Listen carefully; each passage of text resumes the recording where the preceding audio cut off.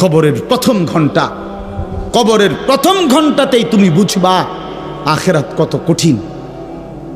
রাসূলুল্লাহ সাল্লাল্লাহু আলাইহি ওয়াসাল্লাম বলেন, কবরে যেই নাফরমান প্রশ্নের জবাব দিতে পারবে না, তিনটি প্রশ্নের, তো আল্লাহ তাআলা বলবেন কাযাবা আবদি, ফেরেশতা আমার এই নাফরমান বান্দা মিথ্যা বলেছে। ফাআফরিশুহু মিনান নার ওয়ালবাসুহু মিনান নার, আমার নাফরমান বান্দার কবরে জাহান্নামের বিছানা বিছায় দাও, পরে জাহান্নামের পোশাক দিয়ে আবৃত করে দাও। ওয়াফতাহু লাহু বাবান ইলান নার, জাহান্নাম বরাবর তার কবর থেকে দরজা খুলে দাও, কবর খুলে দাও।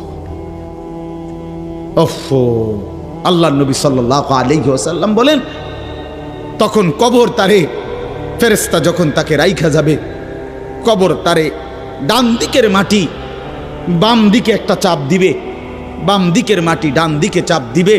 আল্লাহর কসম, নবী বলছে হাত্তা তাখতালিফা আদলাউহু, ডান পাশের হাড্ডি এবং এই পাজরের হাড্ডিগুলো করকর করে ভাঙ্গা বাম দিকে চলে যাবে, বাম দিকের গুলো ডান দিকে চলে যাবে। ভাইয়া আমার, তুমি তোমার উপরে রহম করো। বাপ আমার, আপনাদেরকে বলি, হারামের টাকা উপার্জন কইরা, সুদের টাকা, কিস্তির টাকা, ঘুষের টাকা, ওজনে কম দেওয়া টাকা, হারাম ব্যবসার টাকা, বাটপারি সিটারির টাকা দিয়া বংশ, ফ্যামিলি, স্ত্রী, সন্তানের জন্য রাইখা যাইয়েন না। ওরা আমনেরে বরবাদ করবে, আপনি নিজেও বরবাদ হইলেন, ওরারও বরবাদ করলেন। শুধু শুধু শুধু শুধু আপনি মূল্য পৃথিবীতে কামাই রোজগারই থাকবে, আর পৃথিবীতে যেত রোজগার থাকবে আপনার ফুতেই কামাই করতে পারবো। আপনি হালালভাবে যে দূর পারেন করে দিয়েছে, বাকিটা আপনার ফুতে করবে। না পড়লে মরে যাবে, অসুবিধা কি? না খাইয়া যদি কেউ মরে যায়, তাহলে মৃত্যুবরণ করা তো বেজ্জুতি, ঠিক না? কথা বলেন না কেন? না না, বলেন বলেন। কেউ মরে যাওয়া এটা কি শরমের কথা নাকি? ভাই বলো, ছেলে বলো। আরে ছি ছি ছি ছি, ওটা মরে গেল, কেমন শরমের কথা এটা? এমন এটার কথা হইলো কোনো? তো তো মরলে কিছে? মনে করেন না খাইয়া মরেই গেছে, তো মরলে কিছে? মরণ কি শরমের কাছে? তো বাপ দাদা 14 গোষ্ঠী মরছে, তো আমি মরলে সুবিধা কি?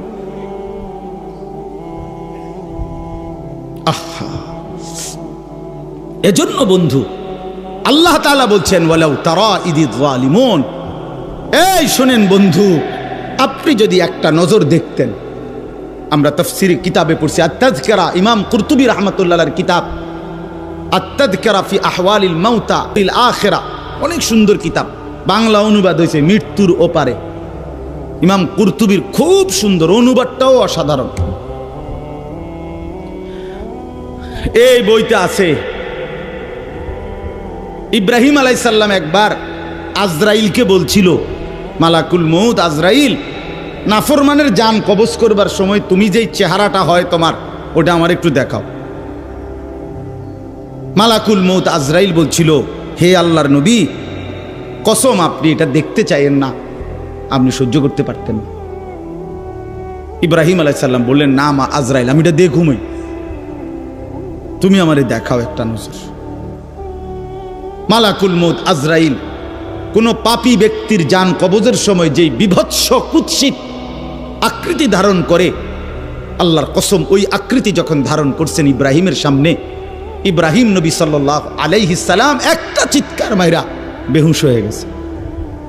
লম্বা সময় পরে যখন হুঁশ আসছে, তো আমি নিজে পড়ছি কিতাবে, আরবি কিতাবে, ইব্রাহিম আলাইহিস সালাম আল্লাহকে বলছে, আয় আল্লাহ, আপনার জাতের কসম মাওলা, কোন নাফরমান পাপী তার কবরের আযাব, আখিরাতের আযাব, জাহান্নামের আযাব কিছুই লাগবে না, শুধু মালাকুল মউত আজরাইলের এই বিভৎস দৃশ্য যদি সে একবার দেখে, তো তার 60 বছরের নাফরমানির শাস্তির জন্য এটাই যথেষ্ট।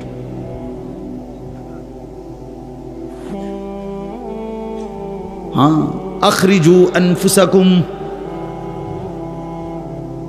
এখানেও আল্লাহ তাআলা এই কথাটা বলছে, ফালাউলা কাল্লা ইদা বালাগাতিত তারাকিয়া। আল্লাহ তাআলা বলেন, কখনোই না বান্দা, অর্থাৎ কোনোভাবেই থামাইতে পারবে না, ইদা বালাগাতিত তারাকিয়া, প্রাণ যখন, রূহ যখন কলিজা থেকে ছিঁড়ে ফেরেশতা মালাকুল মউত টান মারবে, যখন কণ্ঠনালীতে পৌঁছে যাবে, তখন আর কোনো নাফরমান কোনো তওবা, কোনো ইস্তিগফার, কোনো চিৎকার, কোনো ঝাড়, কোনো ফুক, কোনো ডাক্তার, কোনো কবিরাজ, কোনো বৈদ্য, কোনো কিছু দিয়েই আর নিজেকে ফেরাইতে পারবে না। ইদা বালাগাতিত তারাকিয়া, যখন কণ্ঠনালীর মধ্যে ফেরেশতা টান দিয়ে বের করে ফেলবে রূহ, কলিজা থেকে, কলব থেকে রূহকে টেনে ধরবে, যখন কণ্ঠনালীতে চলে আসবে, ওয়াকিলা মান রাক, আশপাশের সকলেই তখন বলবে এই ব্যক্তি যে ছটফট করতেছে তারে এখন কোন কবিরাজ দিয়া ঝাড়াবে। সবাই ডাক্তার, কবিরাজ, বৈদ্য, ওজা খুঁজবে, দেখো না কার কে পরিচিত আছে, ডাকো, আরে বাঁচাইবার চেষ্টা করো। ওয়ান্না আন্নাহুল ফিরাক, আল্লাহ বলে কিন্তু ওই ব্যক্তি ঠিকই বুঝে ফেলেছে আজকে তাকে নিশ্চিত এই পৃথিবী থেকে বিচ্ছিন্ন হতে হবে। আত্মীয় স্বজন তারা যদিও ডাক্তার কবিরাজের জন্য চিল্লাচিল্লি করছে, কিন্তু লোকটা নিজেই বুঝে ফেলবে আন্নাহুল ফিরাক, তাকে এখন এই দুনিয়ার মায়া থেকে বিচ্ছিন্ন হইতেই হবে। কারণ মালাকুল মউত তো রূহটা ছিঁড়া ফেলছে, কলিজা থেকে টান দিয়া ফেলছে, আর তো ফেরত যাবে না, আর তো ফেরত যাবে না। ইন্নাল্লাহা ইয়াকবালু তাওবাতাল আবদি মা লাম ইউগারগির, নবী সাল্লাল্লাহু আলাইহি ওয়াসাল্লাম বলেন নিশ্চয়ই আল্লাহ তাআলা বান্দার তওবা কবুল করেন যতক্ষণ পর্যন্ত না মৃত্যুর গড়গড়া শুরু হয়, ওর আগ পর্যন্ত। ফেরেশতা টান দিলে মৃত্যুর যখন গড়গড়া শুরু হয় তখন যদি কোনো বান্দা তওবা করে আল্লাহ তাআলা সেই তওবা কবুল করে না। এবারে দম টানে, একেবারে সোজা হইয়া গেছে। এই সময় হুজুর আনছে 200 টাকা দিয়া, হুজুর আব্বারে গুদ্দুর বেহেশত বুঝ কইরা দেন, তওবা ভরাইয়া দেন, তওবা। এই সারা জিন্দিগির সিটারি বাটফারির তওবাটা এই 200 টাকা দিয়া আব্বারে মিল কইরা দেন। হ্যাঁ, বেহেশত দিয়া দিব। বেহেশত হুজুরের আব্বার সম্পত্তি। হ্যাঁ, কথা বলেন না কেন? বেহেশত হুজুরের বাপের সম্পত্তি। এটা তো এটা কি ধরনের তওবা, কিসের তওবা এটা? এই ব্যাটার তো কোনো এহসাসে নাই। আরে বোঝেন নাই আমার কথা? তার তো কোনো অনুভূতিই নাই, হে তো লড়েও না, বুঝেও না, হে তো জানে না কিসের করছে, কি করতেছে। আল্লাহ তাআলা বলছে ওয়াল্লাযীনা ইযা ফাআলু ফাহিশাতান আও যালামু আনফুসাহুম যাকারুল্লাহ ফাস্তাগফারু লিযুনুবিহিম। আল্লাহ বলছে আমার বান্দা যত বড় নাফরমানি করুক, করতে করতে যদি বড় থেকে বড় জুলুমও করে, কিন্তু তৎক্ষণাৎ যদি আমি আল্লাহকে স্মরণ করে আর আমার কাছে 2 হাত তুলে মাফ চায়, পিছনের গুনাহ যদি ছেড়ে দেয় আর করবে না যদি ওয়াদা দেয়, খোদার কসম কোরআনে আছে, আল্লাহ বলেন বান্দা আমি পুরাপুরি 100% মাগফিরাত দিয়ে দেব, পুরা মাফ। উলাইকা জাযাউহুম মাগফিরাতুম মির রাব্বিহিম। যখন তোমার বুঝ ছিল তখনই তুমি তওবা করছিলা, ঠিক আছে, কিন্তু যখন মৃত্যুর যন্ত্রণা শুরু হয়ে যায় তখন আর তওবা কবুল হয় না। ওয়ালাইসাতিত তাওবাতু লিল্লাযীনা ইয়ামালুনাস সাইয়্যাত হাত্তা ইযা জাআ আহাদাহুমুল মাউতু ক্বালা ইন্নী তুবতুল আন। এই যে কোরআন শরীফের আয়াত, আল্লাহ বলেন ওই ব্যক্তির তওবা নয়, পুরা জিন্দেগি নাফরমানি করেছিল, অতঃপর যখন মৃত্যুর সময় আসলো আজরাইল উপস্থিত হলো, এখন বলতেছে আমি আল্লাহ এখন তওবা করলাম। আল্লাহ বলে না বান্দা, এমন তওবা হবে না। তাইলে তওবা করবেন কখন? এখন। কখন বাবা? এখন। আজ দিমাগ আছে যখন, আকল আছে যখন, বুঝ আছে যখন। আল্লাহ আমাদেরকে বুঝার তৌফিক দান করেন। ওয়ালতাফাতিস সাকু বিসাক, আল্লাহ বলেন নাফরমান তখন ভয়ে আর আতঙ্কে মালাকুল মউতটাকে টেনে বের করছে।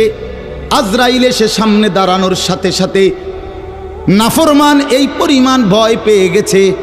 ওয়ালতাফাতিস সাকু বিসাক, 2টা পায়ের গোসা, মানে পায়ের গোসা বোঝেন না, গোড়ালি নিচের অংশ আর কি, জুতা পরি আমরা যেটা, এই গোসা আল্লাহ বলেন এক গোসার সাথে আরেক গোসা, মানে দুই পাও এইভাবে মিল্লা গেছে, এটা যে একটু নড়াবে, একটু একটার উপর একটা উঠাবে অথবা কদ্দুর সরাবে, ভয়ে আতঙ্কে আল্লাহ বলেন নাফরমান, এটাও ভুলে যাও। পাওটা নাড়াবার ক্ষমতাও হবে না। ইলা রাব্বিকা ইয়াউমা ইদিনিল মাসাক। আল্লাহ তাআলা বলেন এই অবস্থাতেই আমি আল্লাহর কাছে ফিরতে হবে, ফিরতে হবে। মৃত্যুর ভীষণ বড় যন্ত্রণা হবে।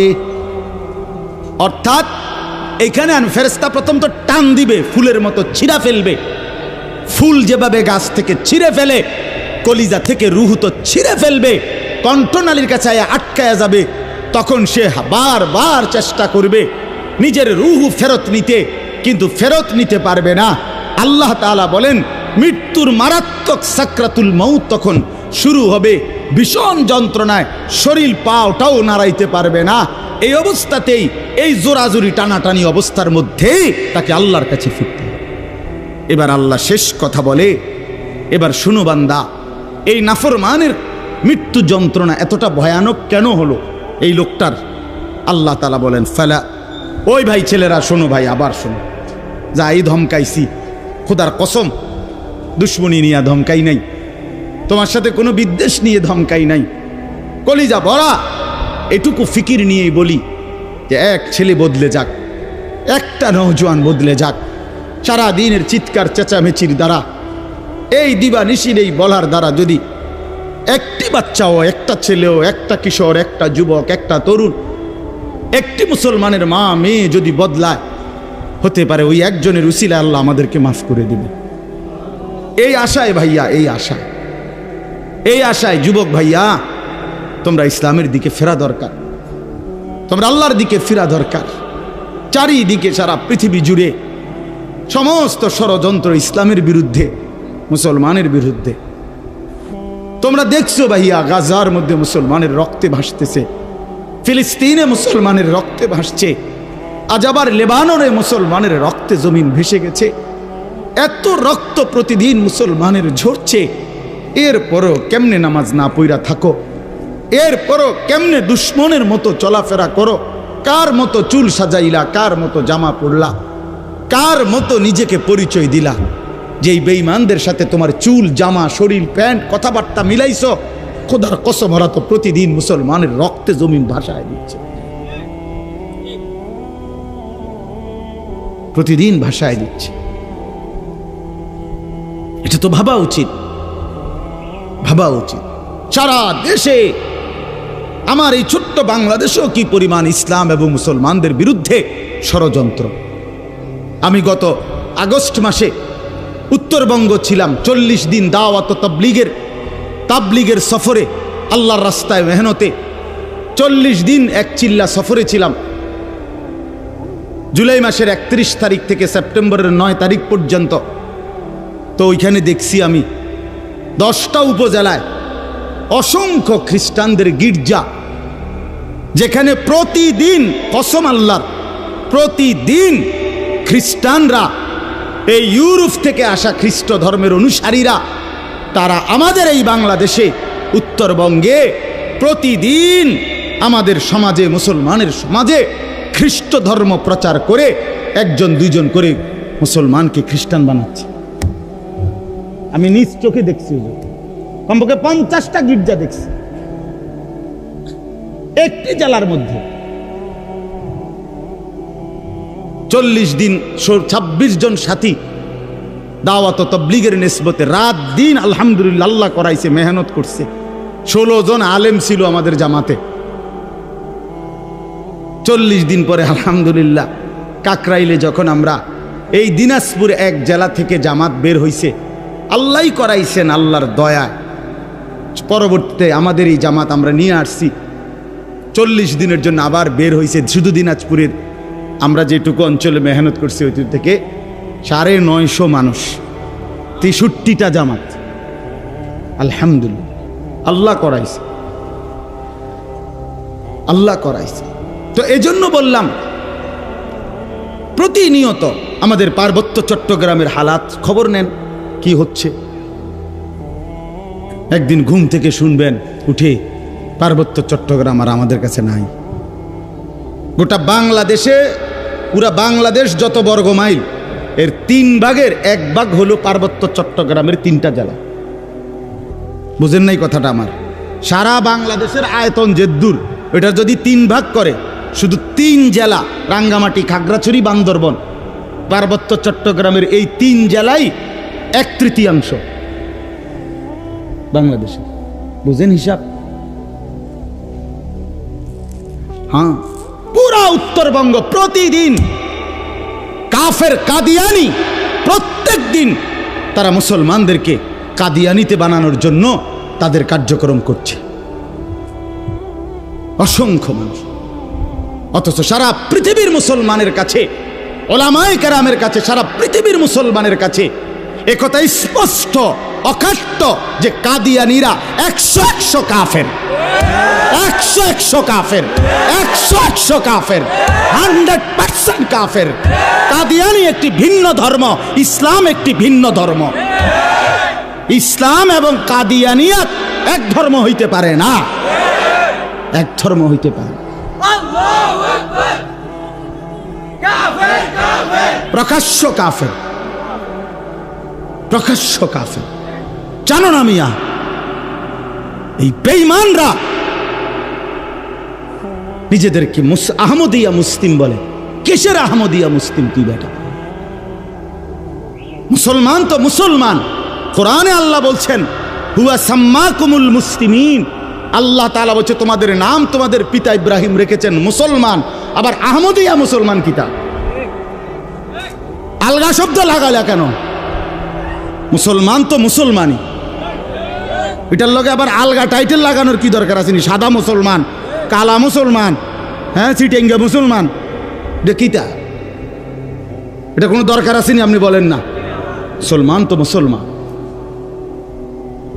ওয়ামান আহসানু কাওলাম মিম্মান দা ইলাল্লাহ ওয়া আমিলা সালিহান ওয়া ক্বালা ইন্নানি মিনাল মুসলিমিন। এই যে আল্লাহ বলছে সর্বোত্তম মানুষ, সর্বশ্রেষ্ঠ মানুষ হলো 3 ব্যক্তি। 1 নম্বরে যে মানুষকে আল্লাহর দিকে ডাকে, 2 নম্বরে যে যাবতীয় নেক আমল করে, 3 নম্বরে সর্বদাই যে নিজেকে মুসলমান পরিচয় দেয়। কি পরিচয় দেয়? আমি মুসলমান, নাকি আমি ঢাকাইয়া মুসলমান, আমি মুসলমান, খাস খালাস। আল্লাহ আমাদেরকে মাফ করে দেন। আমার ভাই, আমার ছেলেরা, আমার নওজোয়ানরা ফেরা দরকার। ইসলামের জন্য জান বাজি না রাখলে, আল্লাহর দ্বীনের জন্য আমরা ফিকির না করলে, নিজের ঈমান, নিজের ইসলাম, নিজের আমল, নিজের আখলাক সুন্দর না করলে ভাইয়া পারতা না। স্লোগান দেওয়া আর জীবন দেওয়া এক কথা না। স্লোগান দেওয়া সহজ ভাইয়া, তো দুশ্মনের মোকাবেলায় দাঁড়ানো কঠিন, কঠিন। এই জন্য ভাই, নিজের কলিজার ভিতরে যদি ঈমান না থাকে, আখিরাতের ফিকির না থাকে, কপালে যদি সেজদা না থাকে, তুমি কাফেরের মোকাবেলায় দাঁড়াইতে পারত না, মাহাদির পক্ষে থাকতে পারত না, দাজ্জালের বিরুদ্ধে লড়তে পারত না। আল্লাহ আমাদের প্রত্যেকটা যুবককে মাহাদির সৈনিক বানিয়ে দেন। শেষ কথা হলো এটাই বলতেছিলাম, কেন মৃত্যু যন্ত্রণা হবে, জান কবজের কষ্ট হবে কার? আল্লাহ বলেন কেন? এই ফালা সাদ্দাকা ওয়ালা সাল্লা। আল্লাহ বলেন কারণ হলো সে আমি আল্লাহর কথায় বিশ্বাস করে নাই, আমি আল্লাহর উপরে বিশ্বাস করে নাই, এবং ওয়ালা সাল্লা 5 ওয়াক্ত নামাজ আদায় করে নাই।